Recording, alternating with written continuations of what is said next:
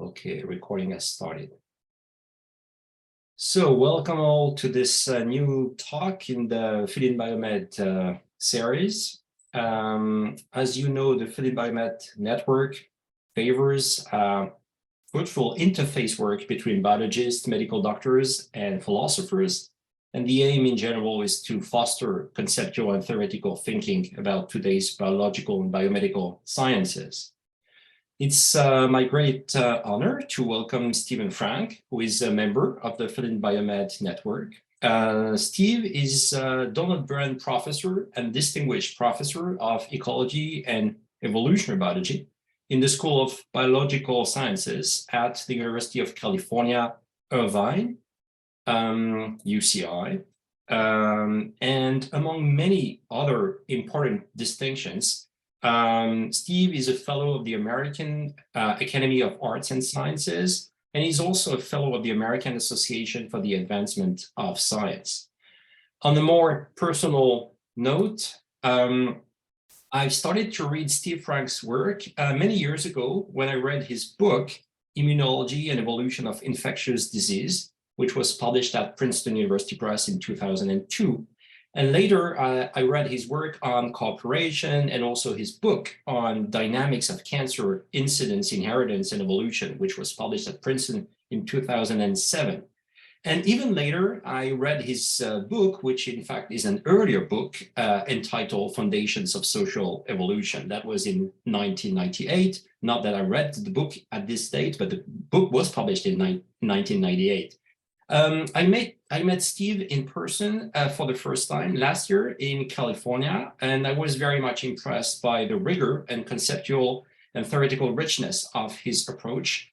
In a nutshell, I think, and I know that several of you share this view, I think Steve is one of the most important theoretical biologists today who uses core formal tools to shed light on extremely diverse biological questions and topics. That includes, as I said before, the immune system, cancer, many other applications. Steve will visit our team in Bordeaux for one full week in July, and I very much look forward to this. Among the many topics on which Steve has worked, there are the topics of robustness and complexity, which will be at the center of this talk today. And please also note that our next speaker in this seminar will be Uri Allen. So we will hear more about complexity and robustness, presumably also at the next talk. But for now, this is really our great pleasure to have Steve Frank, who will talk about robustness and complexity, how evolution builds precise traits from sloppy components. And there is something very important you have to know. Steve is not going to use slides, so it's going to be great and revolutionary. Thank you so much, Steve, for accepting our invitation. The floor is yours. Thank you. In the first part of my talk, I'm going to introduce the paradox of robustness. In essence, the more robust a system becomes at protecting against perturbation, the more the components of the system tend to decay in performance. So increasing robustness at the system level associates with decaying performance at the component level. And I'll develop that idea extensively in the first part. In the second part, I'm going to relate a variety of other ideas to this paradox of robustness and try to build a broader conceptual framework. And in the third part of the talk, I'm going to use that broad conceptual framework to address a variety of interesting puzzles, such as evolutionary aspects of development and the architecture of organismal design. So with that, we'll move to the first part of the talk where I develop this idea of the paradox of robustness. And I'm going to do this by telling you two stories. And the first story is about cancer. And essentially, when people talk about cancer, most people agree that cancer is what we call a multi-stage process. And that is to say that our body has several protections against disease. And you get cancer as the various protections break down. So you can think of our body as kind of moving through stages as the protections break down. But it's only when the last protections break down that a tumor can begin to spread. And so this is the sense in which people would say that cancer is a multi-stage process. And some of those protections in our body are, for example, that we have DNA repair in our cells. So as the cells accumulate DNA damage, you have mechanisms that can repair that damage. But in cancer progression, often in the early stages, that DNA repair gets knocked out, becomes non-functional, and cells can accumulate some damage. And this is often an early stage in cancer progression. A second kind of protection is that our cells go through a cell cycle, but they don't just cycle continuously and divide continuously, but normally there are various blocks on the cell cycle, things that prevent the cells from dividing. And in cancer progression, these checkpoints or blocks on the cell cycle often get knocked out. And so that eventually the cell cycle can run continuously, and that allows cells to divide very rapidly. And that's part of developing a rapidly spreading tumor with rapid cell division.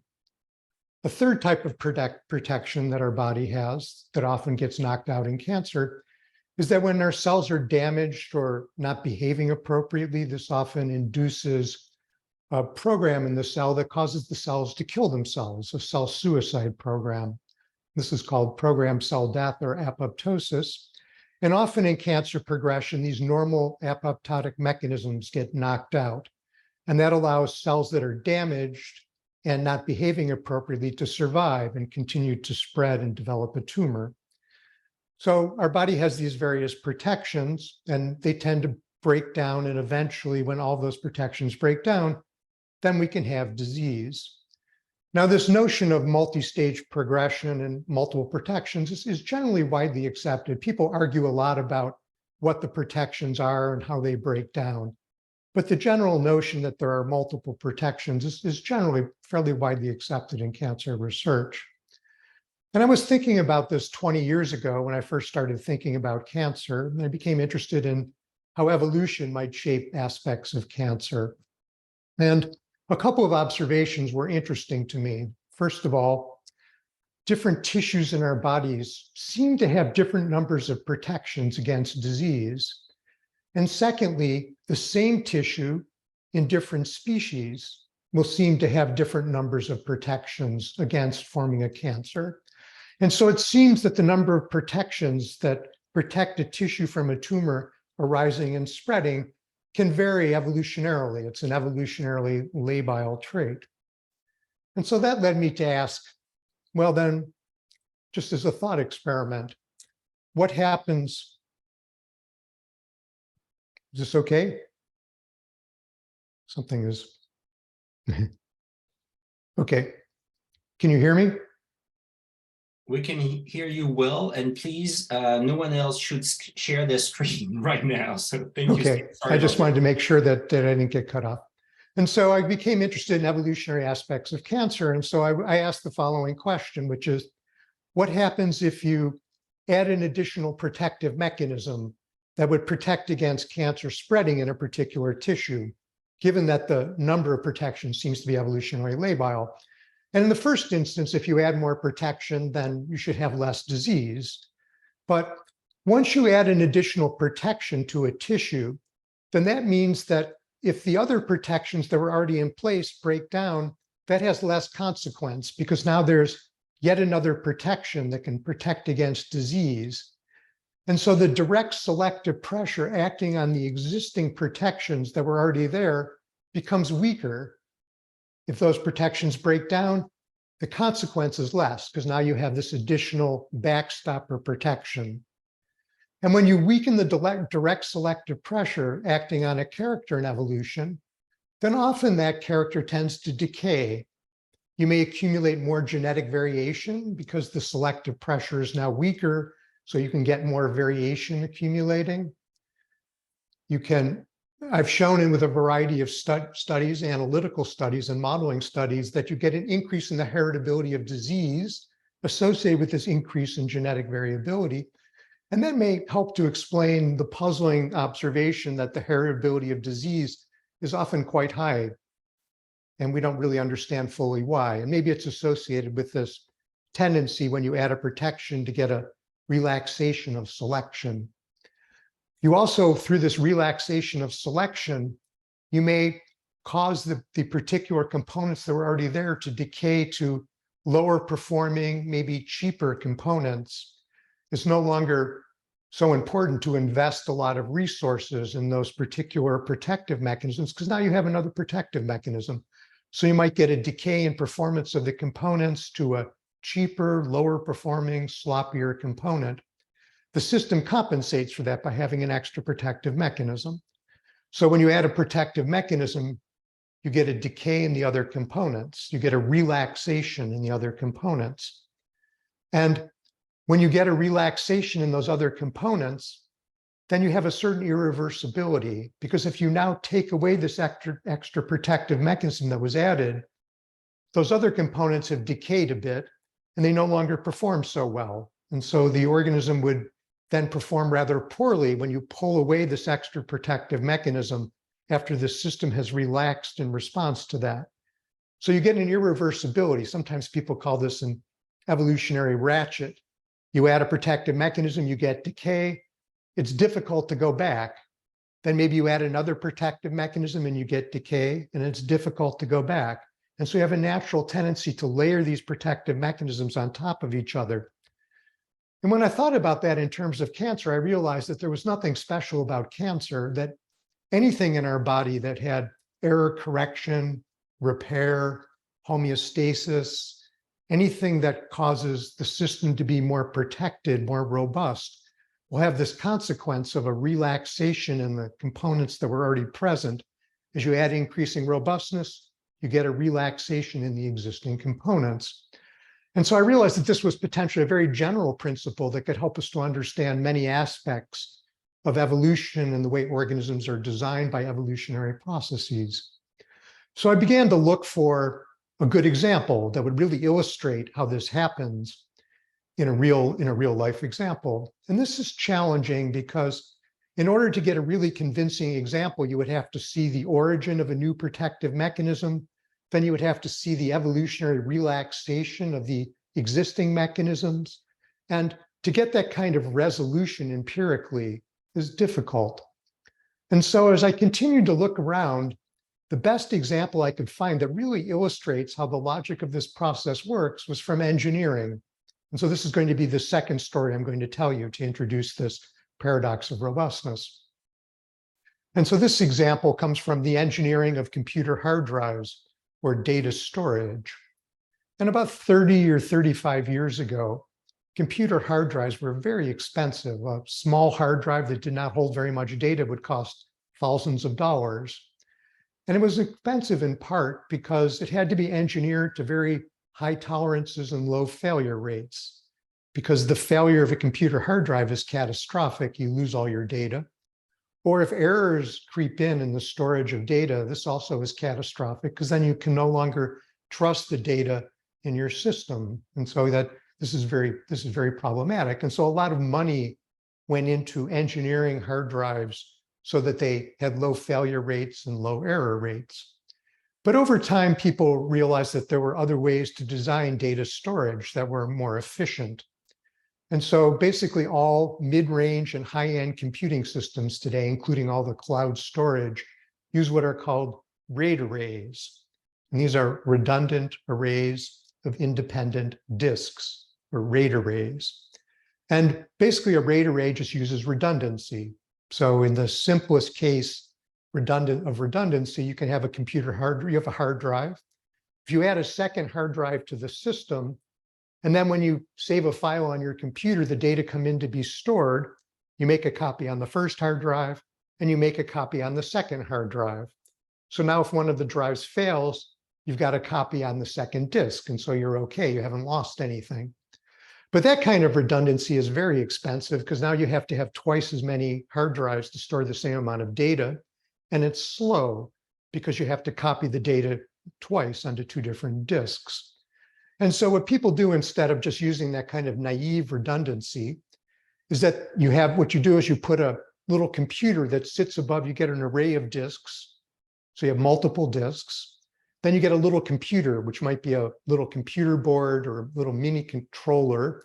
So you have this little mini computer that sits above the disks. Then when you save a file on your computer, the data come into this RAID array controller, this little mini computer, and the data get broken up into little chunks. And the data, those chunks of data get spread across the disks in a partially redundant manner. But it's clever. It's not just a copy of the data on the first disk and a copy on the second disk and so on, but it uses some complex algorithm to spread the data out in a partially redundant manner. And you can tune that. You can make more copies of the data, which provides more safety against failure, but requires more disks to store the same amount of data. So it's very expensive and it's slower because you have to make more copies. Or you can make fewer copies of the data, which requires fewer disks, so that's cheaper and performs faster, but then you're more susceptible to failure. And so you can tune the system according to your interests. And people do this. They choose different strategies according to whether they're more interested in safety or money or performance. And so basically, this is the way almost all data storage works in modern computing. And from our point of view, here's the interesting point. If one of the computer hard drives fails, it's not really a big problem because you just, while the system continues to run, you don't even have to turn it off. You can take out that failed hard drive, stick in a brand new hard drive, and the RAID array controller, the computer system that sits above the disks, knows how to rebuild the data that were lost on that failed hard drive because there are copies of that data spread across the other disks. And in addition, the system can also check for errors because there are copies of the data. It has a built-in error correction. So you can compensate for the failure of hard drives or errors on individual hard drives by having this structure. And so because the failure of a hard drive is no longer that important, it's just a little bit of a nuisance. You just pull out the hard drive that failed, you stick in a new one, you never turn the system off, and it just goes on. Because a failure of a hard drive is not so important, people actually choose hard drives that are cheaper and fail at a higher rate. And I've seen online studies that have been published where people who do a lot of data storage will say, well, here are the disks that are currently available, and we favor this particular hard drive, which is relatively cheap, and it fails at maybe a couple % a year of the disks will fail, which is a pretty high failure rate. But you can save a lot of money by using this cheaper disk rather than using some expensive disks that would cost a lot more and would fail maybe a little bit less, because failure is not a big deal. So we use cheaper, lower performing, sloppier components because we have this RAID array architecture and this higher level of control. And so that's in essence really the fundamental principle of the paradox of robustness.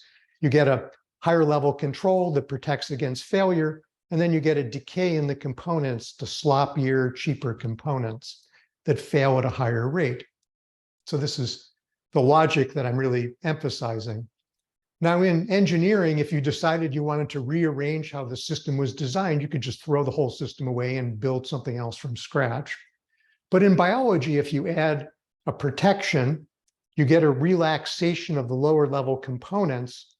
Really, you cannot go back. If you took away the higher level of control, after the lower level components have relaxed to sloppier, more error-prone systems, you would have a very bad system. And so you get this irreversibility. And so there seems to be this logical tendency in evolution. There should be a layering and relaxation. And so that's the essence of the paradox of robustness. I told you about that through the story of cancer and through these RAID array controllers in engineering. So that's the first part of the talk. I have introduced the logic of this basic paradox of robustness. And now in the second part of the talk, I want to discuss a variety of related ideas to try to build out a broader conceptual framework and to get a better sense of where this idea sits within other ideas that have been discussed in biology. And so what I'll first do is just mention 3 ideas very quickly, and then I'll develop another idea more extensively. And the first idea I'm going to mention very quickly came from Susan Lindquist, who was working in the 1990s. And I'm going to talk about her idea in more detail in a minute.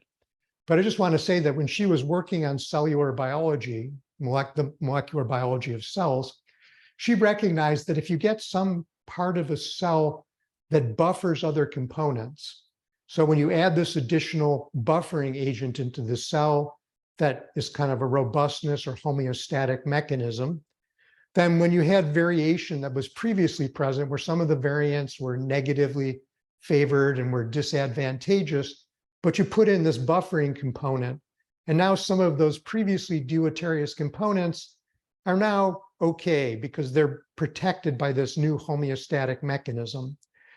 And she was studying something like that, and I'll tell you about it in a minute. And she recognized that when you add this extra buffer and you create a neutrality at the lower level, that you would get an accumulation of genetic variation, because now the lower level variation is neutral. And so you would get variance accumulating, and you would get an increase in genetic variability. And she was interested in how that increase in genetic variability could affect evolution. Again, I'll mention this in a minute. So that was one idea, which is kind of similar. It's not quite the same, but it's kind of similar. A second idea, which has been widely discussed, is what's called neutral networks. And from our perspective, we can think about this if you have some higher level buffering or robustness protective mechanism. And at the lower level, you've got a variety of interacting components. We would say at the genetic level, there's a lot of epistatic interaction between different components that interact in a network that maybe regulates some aspect of cellular biology.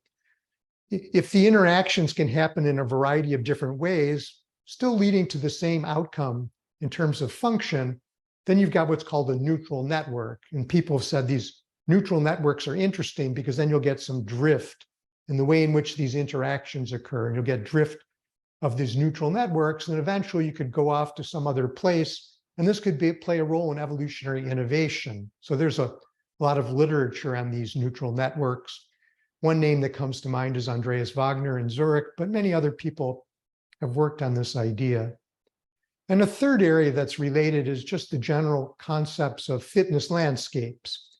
Because in essence, the theory of the paradox of robustness says that when you add a higher level control mechanism that's buffering or causes robustness or homeostasis, then what that does is it flattens the fitness surface at the lower level. It makes the variance not so important because the variants are buffered at the higher level. And the theory of fitness landscapes has been developed most widely in study of viruses, because this is where we have the most data on the relationship between genotype, phenotype, and fitness, because viruses are relatively simple. And there's a lot of very good theory that's been developed about fitness landscapes associated with viral biology. So far, these fitness landscape ideas have not been integrated with the paradox of robustness and related ideas very well, but I think in the future, we would need to do that to really develop this concept. So those are three ideas that have been discussed that are kind of related, give you a sense of the range of ideas. But there's one idea which is very similar to the one that I've developed, and I want to talk about that now. It's called constructive neutral evolution. And I've only learned about constructive neutral evolution a couple of months ago. And so one of the purposes of today's talk is for me to work out the relationship between constructive neutral evolution and the paradox of robustness. And so that's what I'm going to do in most of the rest of the talk, is to discuss the relationship between these ideas and how we can bring them together to build a more powerful framework. So the idea of constructive neutral evolution was first formulated in the mid-1990s, about 10 years before I began my own work on the paradox of robustness. And most of the work began in Dalhousie in Canada with people like Michael Gray, Erland Stoltzfus, Ford Doolittle worked directly or indirectly with many of the people who developed this idea. And later, Tyler Brunet and a variety of other people have contributed to this idea. And so what I want to do is give you some background on what this constructive neutral evolution theory is, and then we'll tie things together. And I'll do that by starting with an example that was the first example developed in the mid-1990s by the people working on this idea. And this first contribution was associated with what's called RNA editing. And typically in the cell, we have DNA makes RNA, makes protein, right? That's how cells work.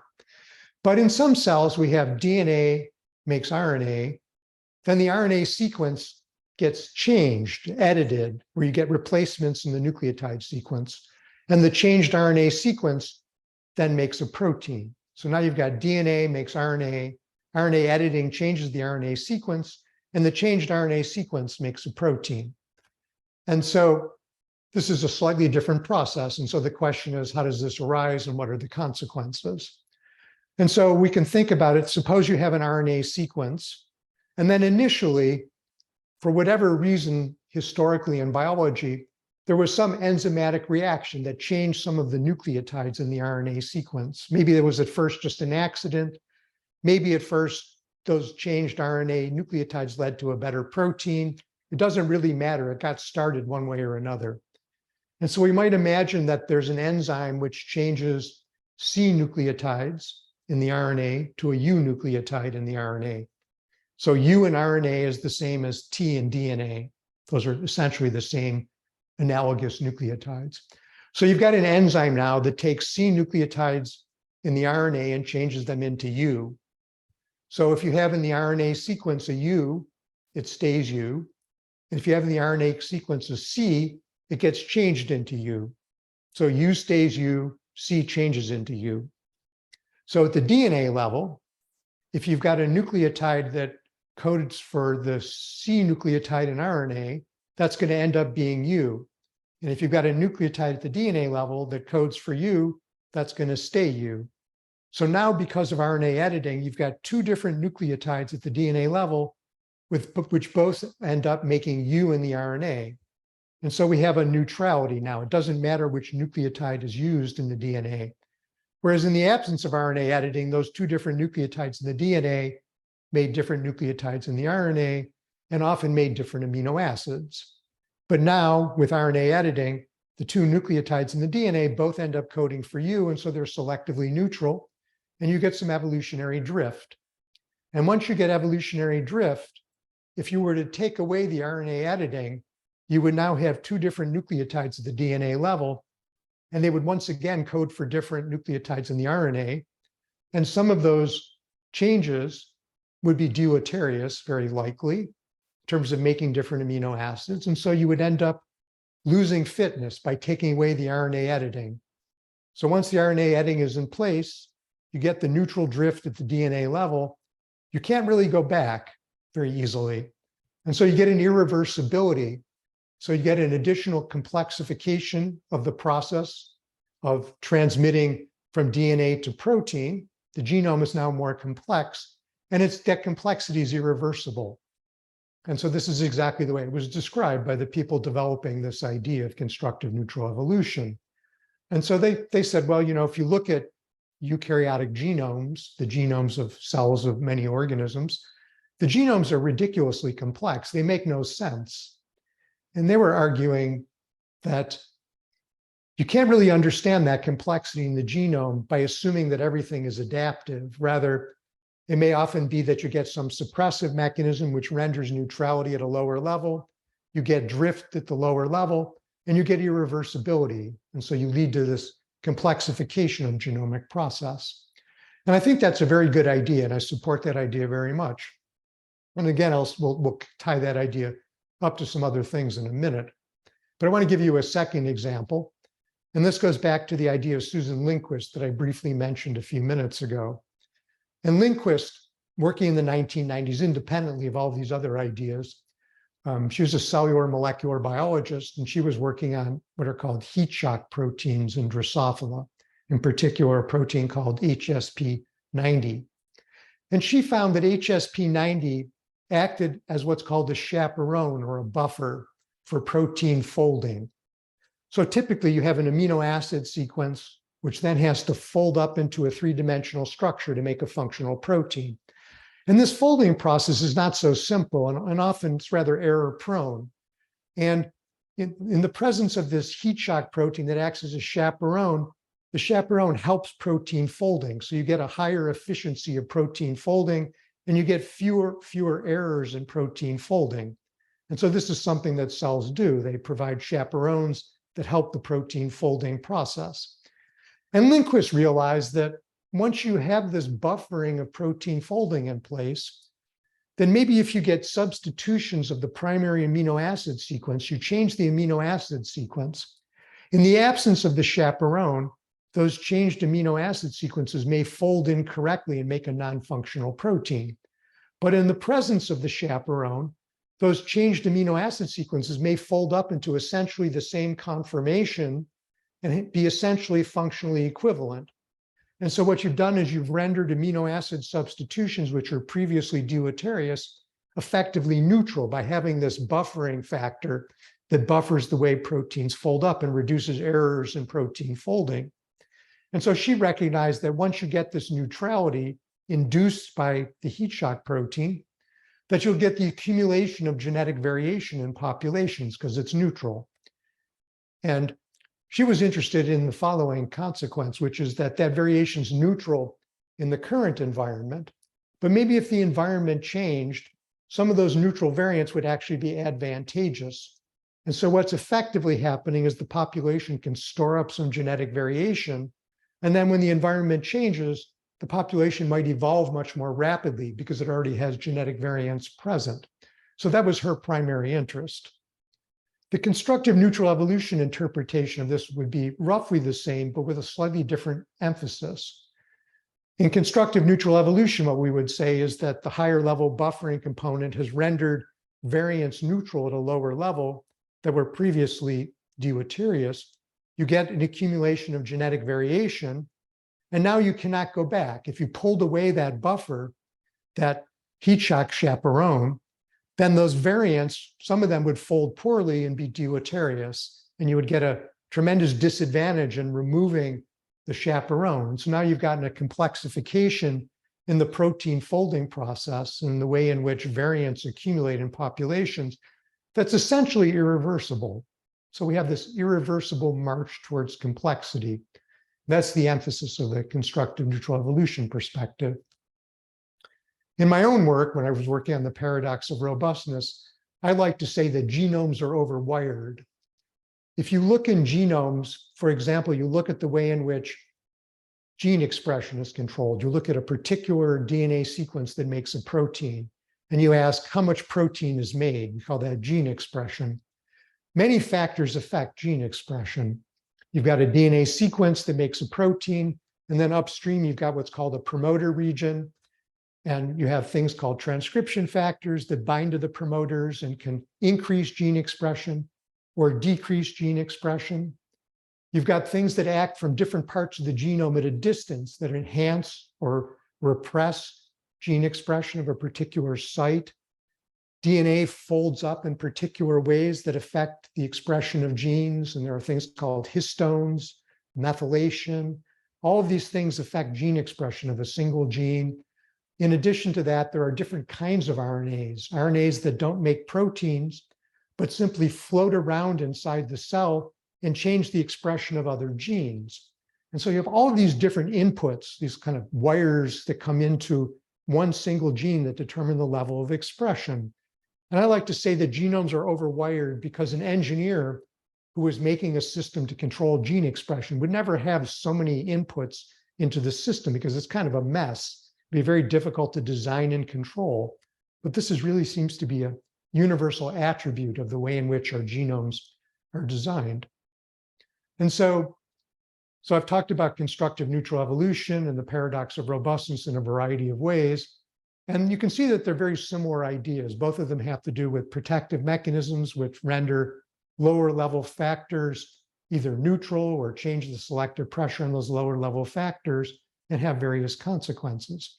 But those ideas emphasize different attributes. And so one of the things I want to do in this talk is to show we can bring those two different ideas together to come up with a much more powerful framework.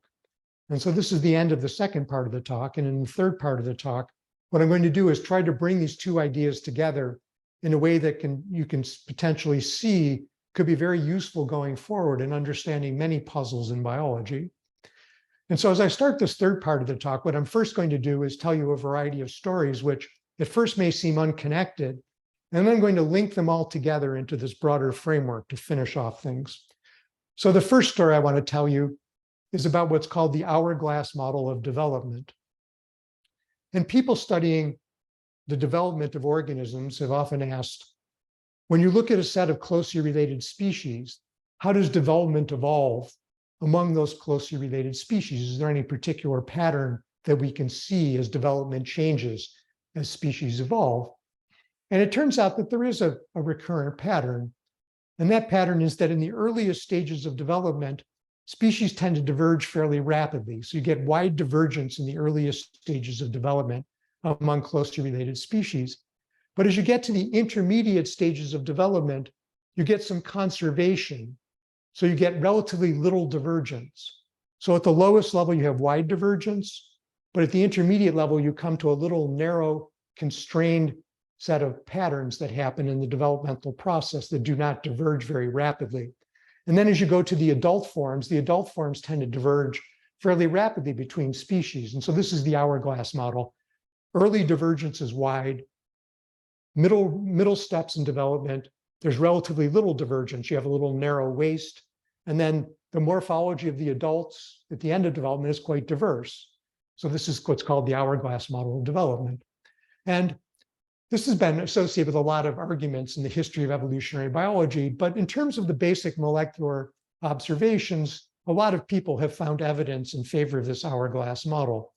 For example, just a couple of months ago, an article was published on the genetics of C. elegans, which is a little worm-like creature where people are able to study genetics very carefully. And what they found is that proteins that influence the earliest stages of development evolve very rapidly. Proteins that affect the intermediate stages of development evolve relatively slowly, and proteins that affect later stages of development evolve fairly rapidly. And so that's just the hourglass pattern. And in their article, they related their observations to this classic hourglass notion. So this is widely known and accepted as a solid model about how development evolves among species. So just hold that in your mind for a minute, because we'll come back to it. And now I want to talk about a second hourglass notion that actually comes from engineering. And this second example comes from the ideas of John Doyle. And John Doyle is a control theory engineer. And over the last 40, 45 years, he's done as much as anybody to develop what's called robust control theory.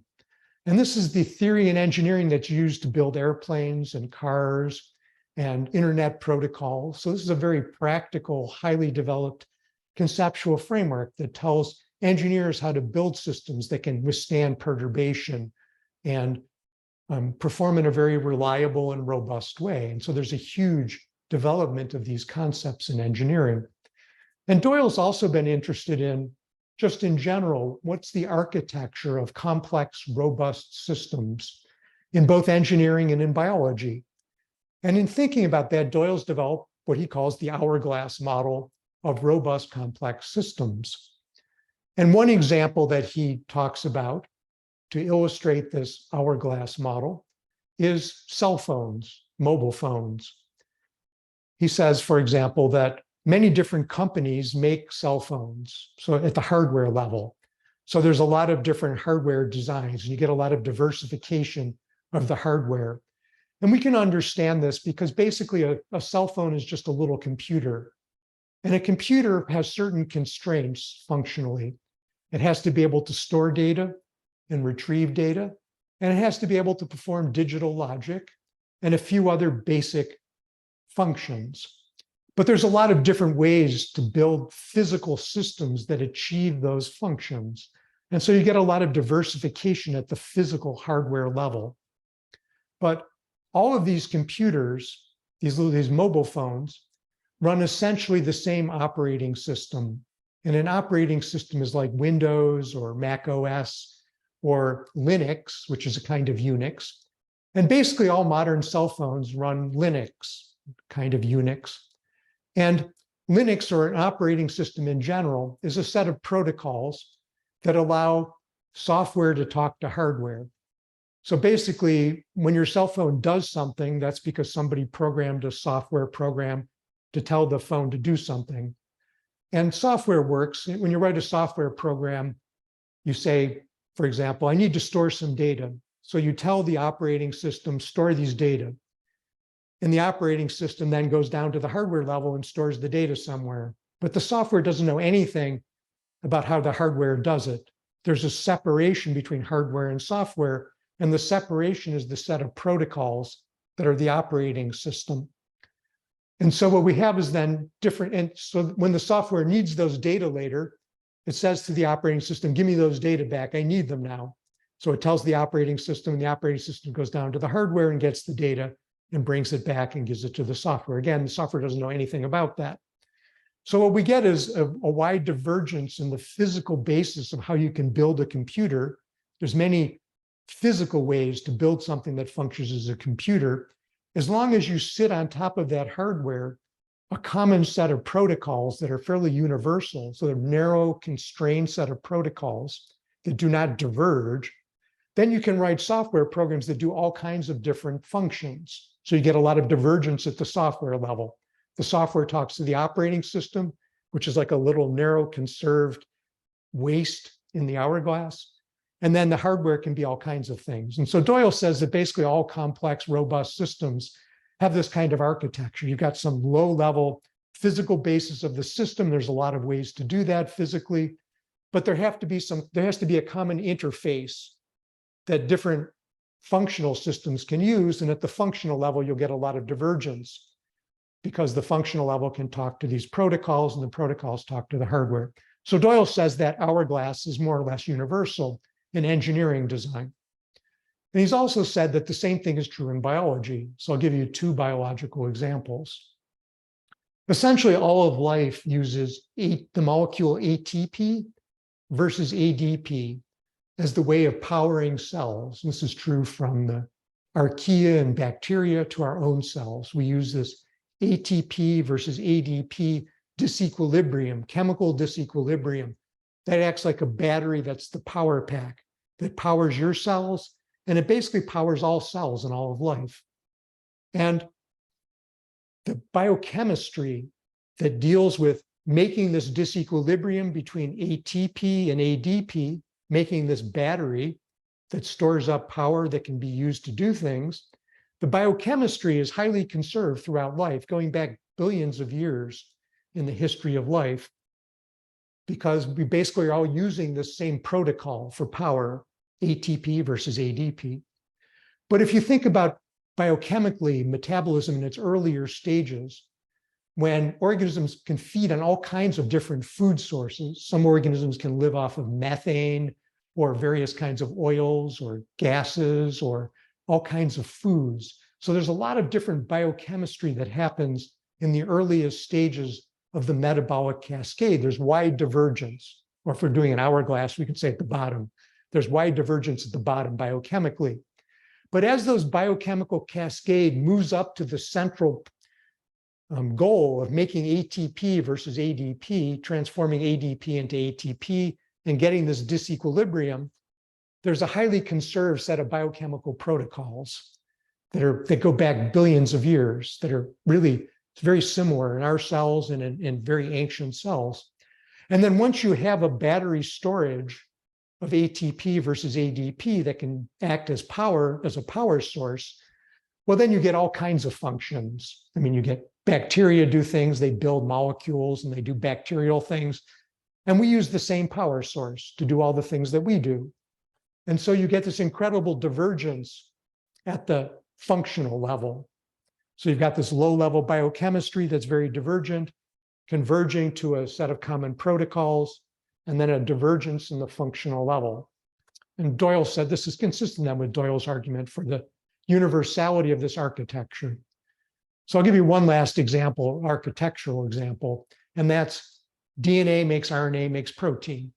This is essentially universal in life. There's a lot of variation in the details, but essentially all organisms use some variant of DNA makes RNA makes protein in order for their functional aspect of transforming information into proteins. And at the genome level, there's a huge amount of diversity in the history of life at what we could call the hardware level, and the way in which information is stored and transmitted in terms of genomes and the way in which DNA and RNA are manipulated. But no matter how the genomes are structured, eventually they're going to come into this common set of protocols. DNA makes RNA makes protein. They're going to make proteins, and then proteins are going to do function. So proteins are kind of the software programming functional level. So we get a lot of divergence at the hardware level. Genomes vary a lot. You get this common conserved core, DNA makes RNA makes protein, and then you get this wide divergence at the protein functional level.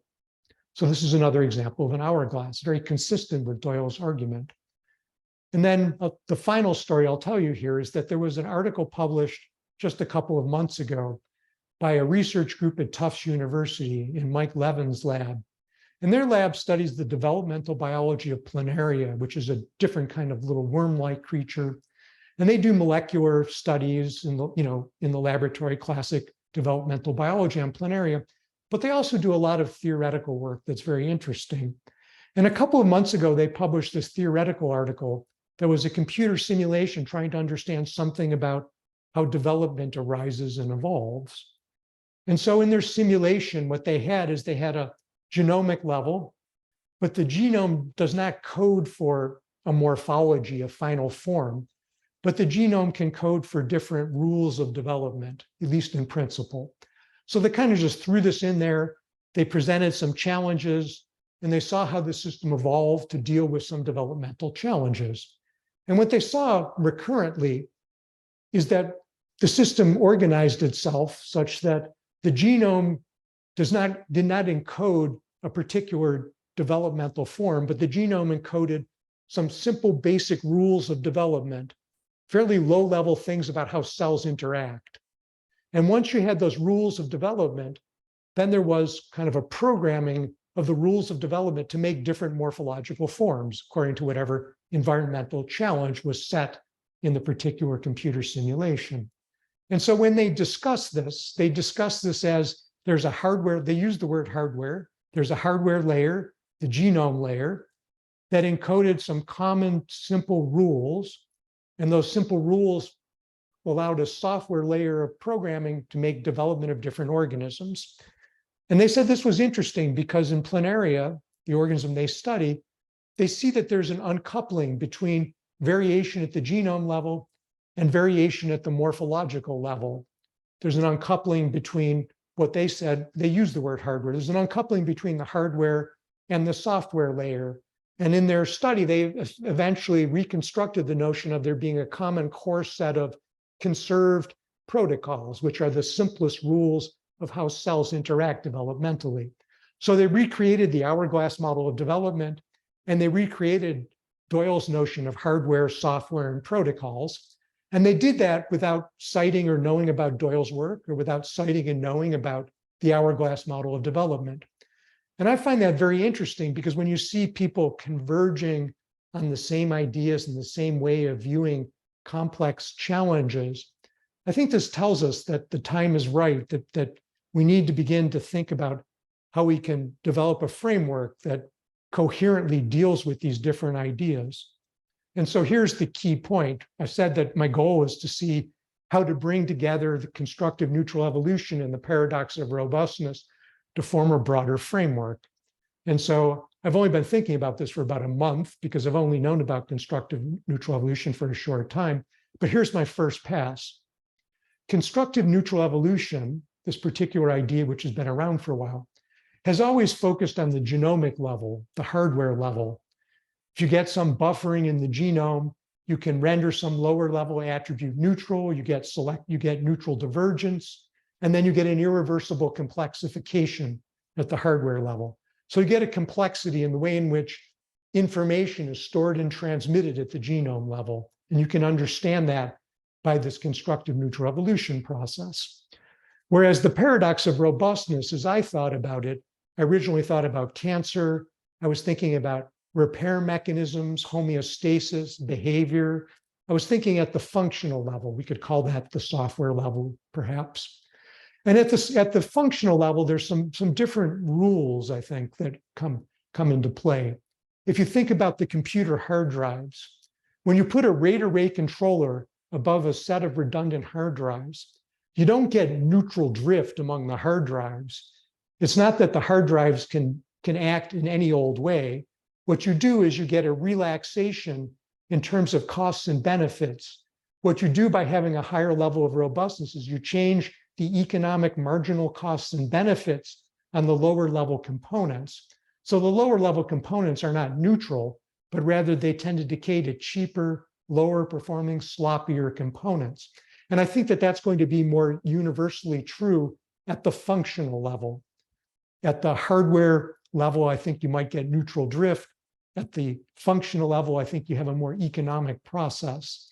And so we have this hardware, software level, and we can connect those ideas up to make a broad framework. And once we look at things this way, we can understand Doyle's idea about the hourglass model of complexity.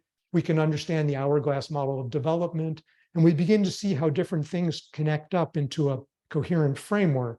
And so I think this is going to be very powerful going forward.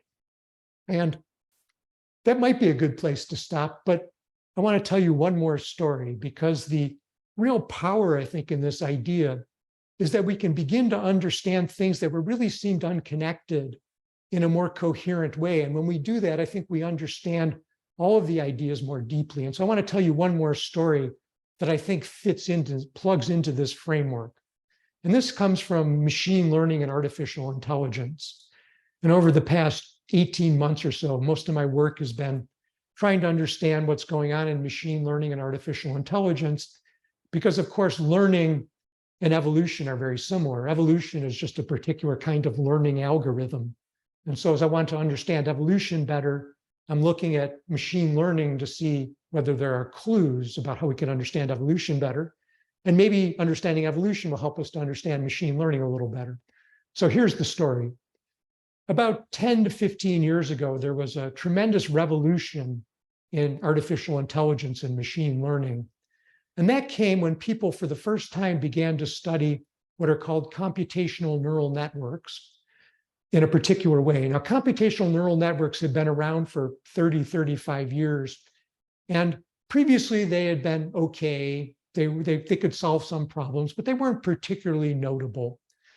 But about 10 to 15 years ago, people started using deeply densely connected networks to do their computation. So they had layers and they had very dense wiring. And what they found is when they started to use deeply densely connected networks, that suddenly they could solve very complicated problems. They could make facial recognition. They could write programs that could beat humans in playing chess. That basically these programs became extremely powerful in their ability to learn. So there was a qualitative change. And this notion of deeply densely connected architecture, remember I said that I like to say that genomes are overwired, because through the paradox of robustness, you can see how you might get a layering and decay, and then a higher level of control and decay, and that would naturally lead to multiple layers of deeply densely connected wiring in genomes. And so I became interested in this notion of deeply densely connected networks and how they might evolve or learn. And with regard to machine learning, of course, a lot of people are interested in why do these networks learn so well? And the answer is we don't fully understand. What people have said is that these networks are highly overparameterized. There's more degrees of freedom in the networks than there are degrees of freedom in the data to be learned. And when I took statistics, I was taught that the worst thing you could do is use a highly overparameterized model, because you would overfit the data and you would end up having a very poor model. But what we've discovered is that highly overparameterized models of a particular form are extremely powerful and have revolutionized our understanding of learning. There are some ideas about why that's true, but we don't completely understand it. But we can see that in genomes and in evolutionary history, we're also getting a tendency for overwiring. And maybe one of the reasons why evolution has been so incredibly successful at diversifying and being able to solve so many challenges is that genomes are highly overwired, highly overparameterized. And so they also have the ability to adapt and learn very quickly and very powerfully through this overparameterization. So one of the challenges going forward is to understand why overparameterization arises in biology and whether it's very particularly effective at influencing evolutionary dynamics. So that's just yet another idea. But the main point is that it fits into this framework. And now once we have this conceptual framework that I've developed for you today, starting with constructive neutral evolution and the paradox of robustness, and then linking up all of these different things, I think we have a framework that's very powerful going forward. It can really help us to understand a variety of challenges that we've been facing in the architecture of organismal design. So thank you very much. Thank you very much, Steve. Okay, I'm gonna sit down.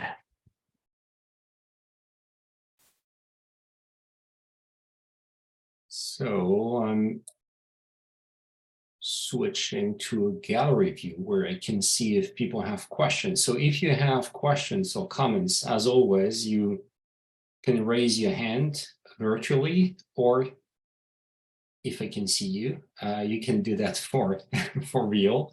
Larry. Oh yeah, I forgot to say, I'm sorry. When you ask your question, please say in just a few seconds who you are, so that it's going to be more, I mean, it's going to be helpful for Steve. Thank you, Larry. Thank you for the wonderful talk. I'm Larry Shapiro, a professor of philosophy at the University of Wisconsin-Madison. And I'm a big basketball fan, so I think a lot about basketball while you're giving your talk. And here's my analogy, which is going to raise a question about your paradox of robustness. So lots of basketball teams have players that become old and are no longer very good, or as good, I should say, and they sit on the bench, and the new layer of protection comes along, the new star. And you might expect that these basketball players on the bench would deteriorate in quality because they're no longer required to perform at the level they had once had to perform because the new stars who are starting.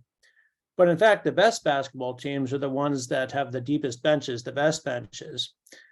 The fittest basketball teams are the ones that preserve the quality of the players that are no longer called upon all the time to play starting basketball. And I'm wondering why the fittest organisms, why there isn't a selection pressure to maintain the performative functions of these lower levels of protection, given the presence of a new layer of protection. Well, there could be, but in the simplest scenario, and go back, I think that logically the simplest idea is the computer hard drives, because there you can really see each step in the evolution of the system. And when you add a higher level of protection, you're perfectly welcome to use expensive hard drives if you wish, that fail at a lower rate, but people don't do that because they'd rather save the money. So in the sense of I mean, I think your analogy is challenging because you're invoking a notion of teamness, whereas in a hierarchical system like the RAID arrays, the lower level components are not contributing anything except storing data and not failing, but they're not contributing back wisdom, experience. So your NBA analogy is hiding lots of components that are very hard to invoke for a typical system that's made out of off-the-shelf components or that are functioning in this way. So, so the question would be, I think where your idea, but let me back up. I think where your idea is very interesting is that a number of people, including me, have suggested that this notion of the paradox of robustness would apply to human institutions. And so I think going down this road, I think is really what's going to connect up to your idea in ways that I think are very interesting and undeveloped. In particular, typically in a human institution, there you have problems and you come with some higher level protocol that protects against failures. And once you do that, then you have the lower level protocols, behaviors, individuals, where their failures are no longer so important. And you tend to get a layering over time, because nobody just looks at the whole organization and makes a rational decision about the best organizational structure. It's very incremental. And so I think if you actually, I think that if we look at the evolution of human institutions, that you're going to see a lot of the kinds of things that we talked about. And then where your idea becomes interesting is that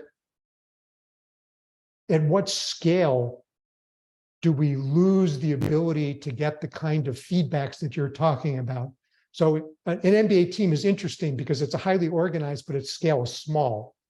And so maybe small scale organizations have one set of dominant forces where you can really look at the lower level components exactly in the way that you talked about would be common in human institutions.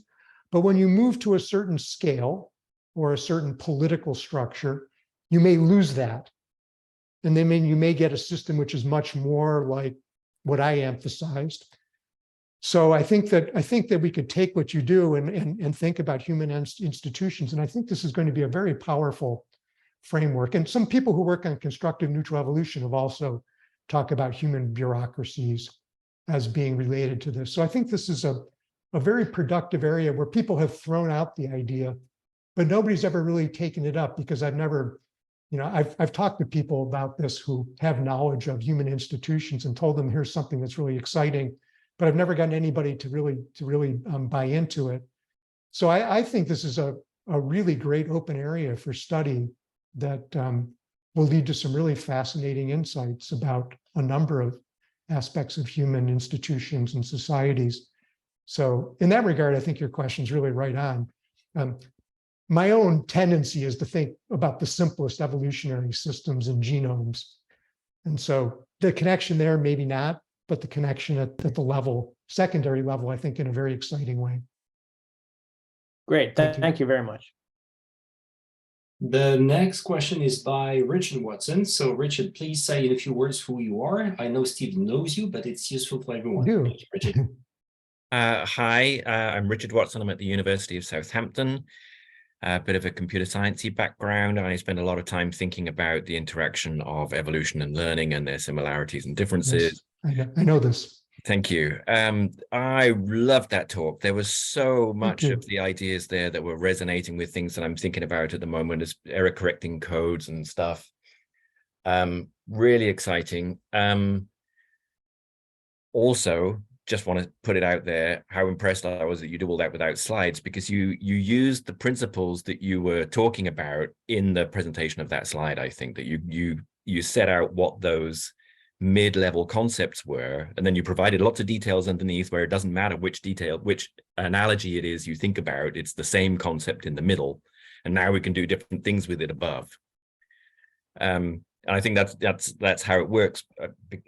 Anyway, I wanted to push on a little bit about most of the examples that you were talking about were of a particular three-stage, bottom, middle, and top kind of hourglass thing with the middle waist constricted. But I wonder what the potential is for thinking about this in a multi-scale way, so that it's not just that there's a middle which is conserved and a bottom level where we're sort of substrate independence, the details below don't matter, and then above there's a sort of creativity that's enabled, but that maybe that has another sort of error correction level on top of it that enables then the details of that don't matter, and so on. I mean, you talked about this at the beginning with the different error correction levels in cancer that break down in cancer. And I wonder how, I think that might be related to this tension between robustness and variability, right? So often people think about robustness, sometimes people think about robustness as being a good thing because now I can reliably inherit this complex feature without worrying about all of the variability below. But other times we worry about robustness as being opposed to variability or evolvability, because now I can't change anything. If it's too robust, I can't change anything, right? But of course, there's this possibility that now that I've got this thing which is robust, now I can put that together with other things at another level of organization, which I couldn't do before, because when I tried putting things together at the higher level of organization, all of the lower level details would just be a mess and everything would start falling apart. But if I'm able to create these building blocks, if you will, which are robust because they're conserved, that actually enables a kind of variability at a higher level organization I wasn't able to move in that space before. And then there's a hierarchical level above, which again, you want to do error correction on that to stabilize it. So I wondered if you could speak to those, what your thoughts are about the sort of multi-level nature of it and how robustness and variability hook up. In some sense, I can't speak to it because you articulated the idea so clearly that I don't have a lot to add. Except, and also you're pointing to the greatest weakness that I feel I've always had with this subject. I mean, I've been thinking about it for 20 years, and I've always felt like it's so logically compelling that I should have dozens of examples that I could pull out whenever anybody brought up an idea. I should be able to say, oh yeah, and here's an example that really, nails it for you. And now we can really see how it works. And I don't have that. And I've always felt that this is something profoundly troubling to me, that I am weak about it. And I think part of it must be me, because I just feel like the examples are out there and I'm too narrow. I think I tend to be too reductionistic. When I get stuck, I want to always look at the simplest system. And yet what I'm talking about is inherently complex things. And so I'm probably partly at fault. But what I would love to do is talk to you about it some other time, because I don't have a good answer. I think that basically I agreed with what you said. What you said was very articulate and agreeable to me. I mean, your notion that, once you have something that's working and it's like a nice little hourglass, then of course that's a building block for other things. That was one of many things that you said. And of course that's true. But I wonder, where do we look for that, empirically, where we can see it? The rate array thing to me was just an eye opener, because you could look at the evolutionary history of the different steps and the way people did things. And it's so simple and compelling.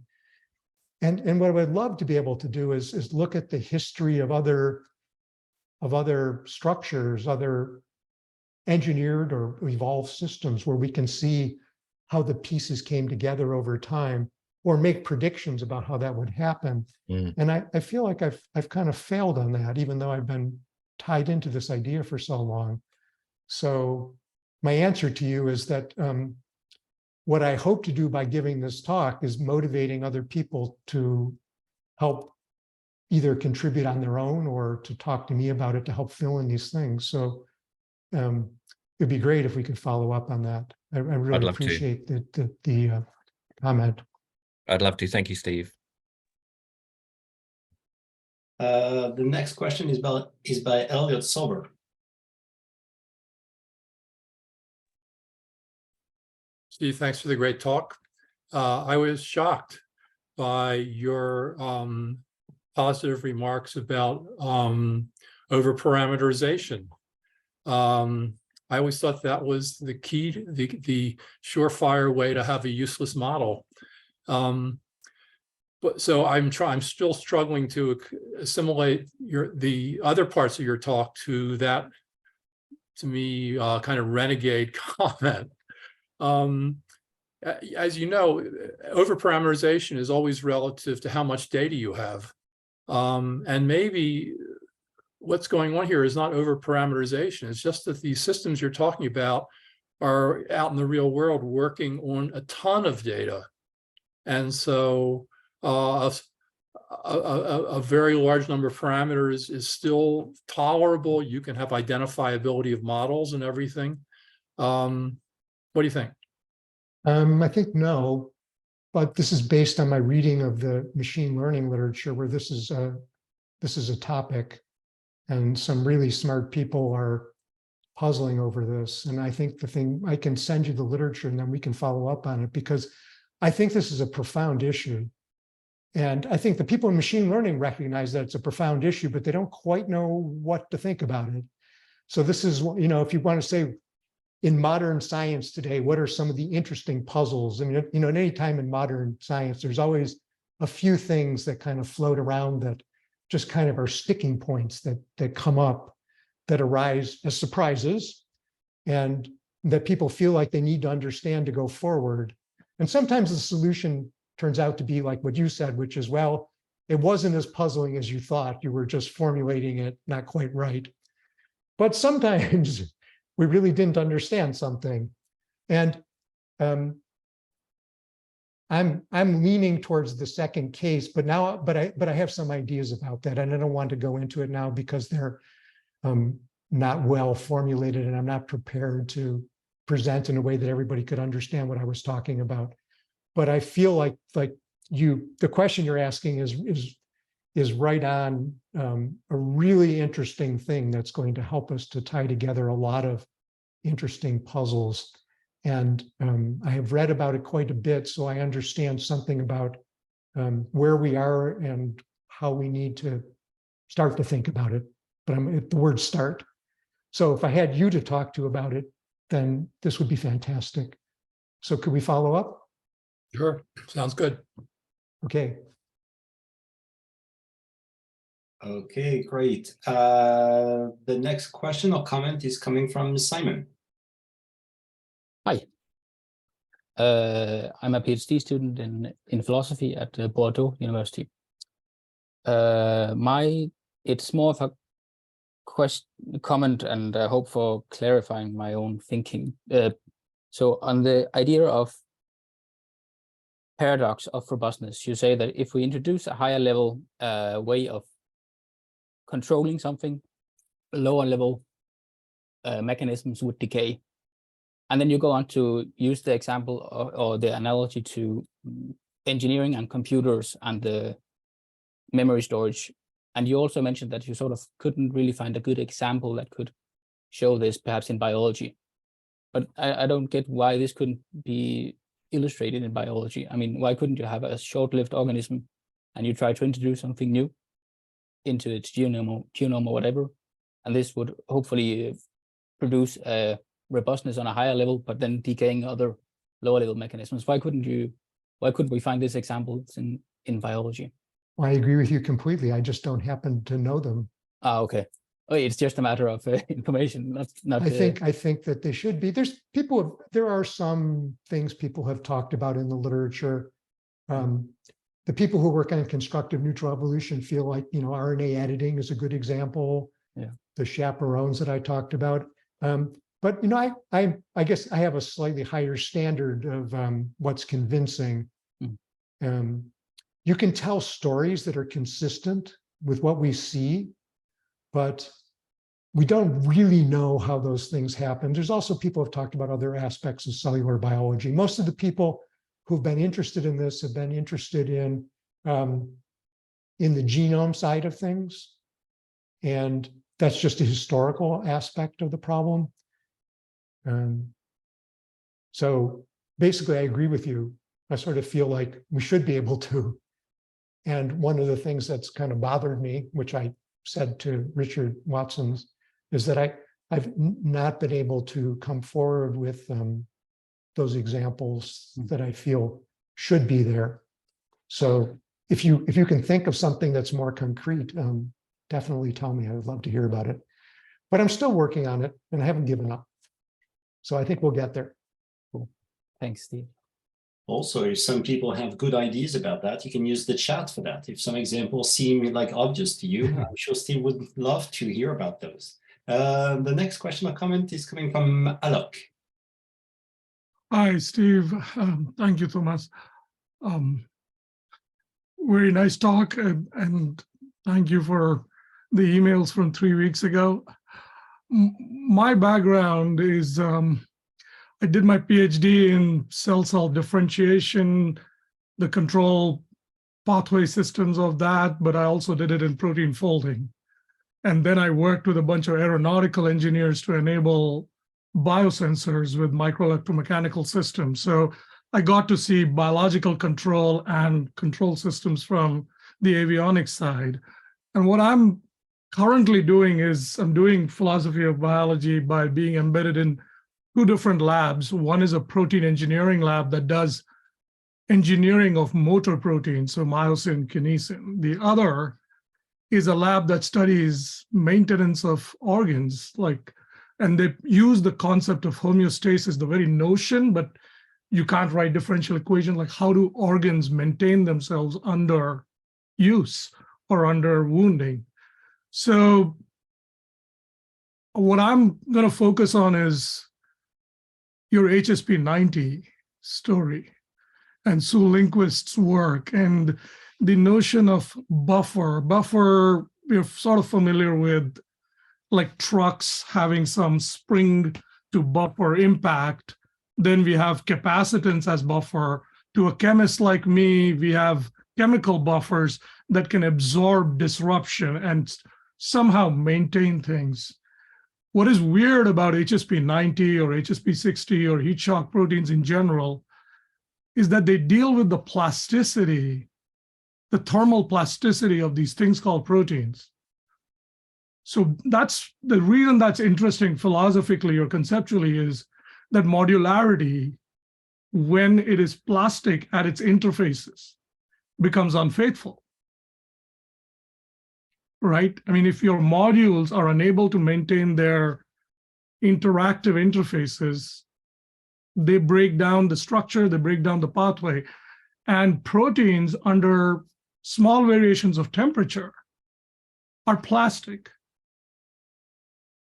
And what HSP90 does is it locally does the equivalent of, I mean, I'm trying to give you an intuition. So when you do semiconductor fabrication and you make silicon wafers, you do this extremely careful annealing, melting and annealing, so that you purify you remove the impurities. So HSP90 does the equivalent of very narrow range heating and annealing, so that you could get the kinks of the protein out. You reverse the plasticity slowly. And so it's a very different notion of buffer than the chemical notion of buffer, the mechanical notion of buffer, or the capacitance notion of buffer.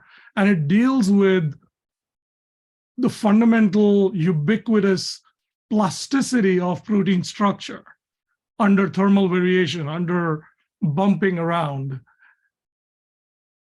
And it breaks all these notions of form or circuitry or wiring, which are stable configurations of interaction.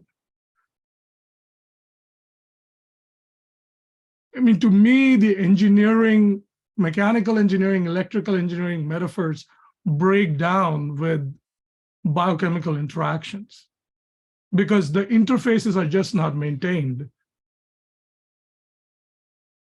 I don't know. I mean, I'm sorry to be disruptive here, but it's not disruptive. I think that from my point of view, you're over-interpreting the words I used.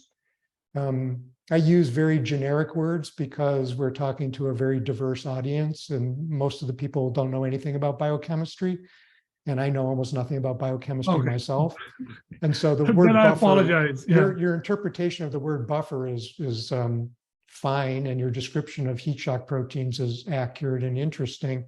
But the word buffer has multiple meanings.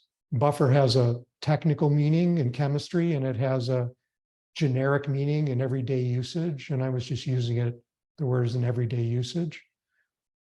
So I don't see any distinction between what you're saying and what I said. I think you added a lot of useful detail about what really happens, and I think that's important and interesting. But I don't think it changes conceptually anything that I couldn't see that it changed anything conceptually in what I was trying to communicate.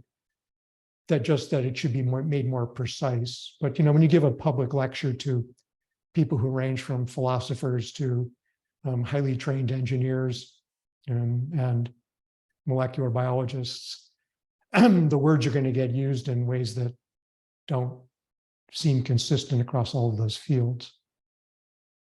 So I'm used to that, and I think you live with it.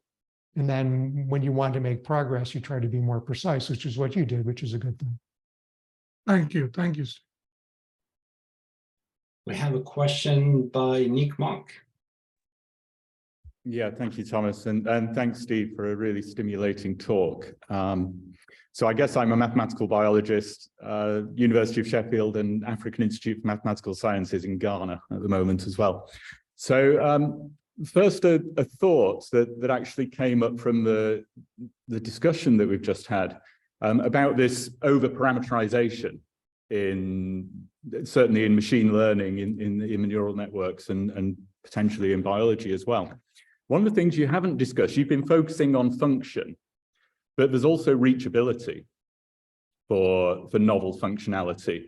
And I was just wondering, which I hadn't thought of before, but potentially one of the reasons why these really deep, highly connected neural networks work when the more sparsely connected ones don't, is that part of working is actually finding the correct weights, and the dependence of that finding on the amount of training data you've got.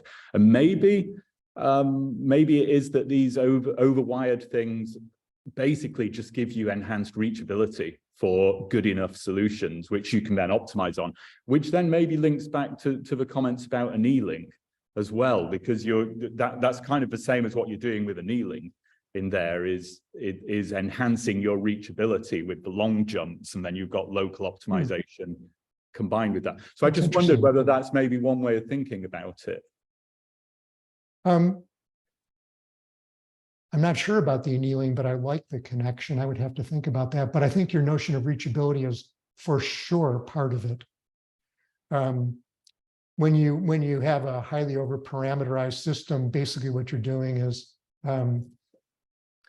well, technically, so you're a mathematician, basically you transform the system into a Gaussian process. And Gaussian processes have a lot of great properties that, in terms of moving on surfaces. Another way to look at it is you're basically linearizing a lot of things, because you're reducing the effect of any input. And so things that are highly nonlinear but are of small scale are basically linear in practice, which is a mathematically trivial but in practice immensely powerful concept, which is maybe not that different from saying that things become Gaussian processes. Maybe those are both two ways of saying almost the same thing. They're not quite the same, but they're not so far off. Yeah. So I think this is where it becomes interesting, because the question is, can we really understand the range of architectures that take on approximately Gaussian process type structures? And can we, because there's some theorems in neural networks talking about how within a layer, when you have dense connectivity, you do have a Gaussian process. So there's actually a proved theorem already on that. Then the question is, how much of what we know about Gaussian processes, which is a fair amount, can we use as a powerful tool to really help us to understand a wide range of different kinds of problems? And so what's particularly interesting is the fact that you brought up the prior comment on chemistry and annealing. And can we begin to think about those things in a common framework, and lead us back, and ultimately get back to the question, I mean, then get back to Elliot's question about, is that really over-parameterization, or is that just the wrong way to think about it? And do we need to rethink this?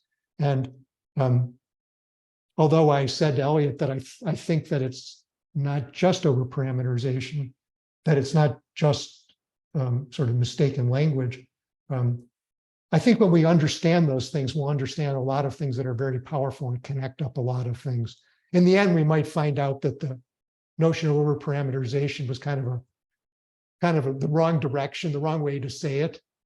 But but until we understand the deeper problem, we're not going to really know that. So for now, to me, it's a good problem, because it highlights something we don't understand. So your comments are really interesting, and if you happen to want to talk about that some more, it's something that's of great interest to me. And I know enough of the literature that I could connect you up with what some of the key puzzles are pretty quickly, because the literature is huge and kind of hard to parse.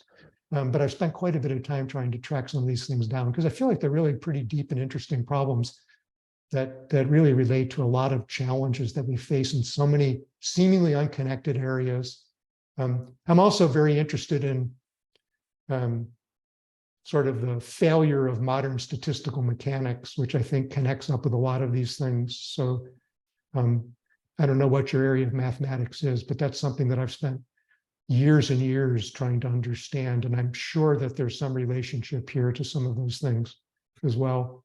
Yeah. So I'll stop there, but that's an interesting question to me. Thank you very much. There's another thing that sprung to mind, if I'm allowed, that in the discussion, one thing you didn't mention is genome duplication, which, you know, you very often, there have been many instances where you've had whole genome duplications.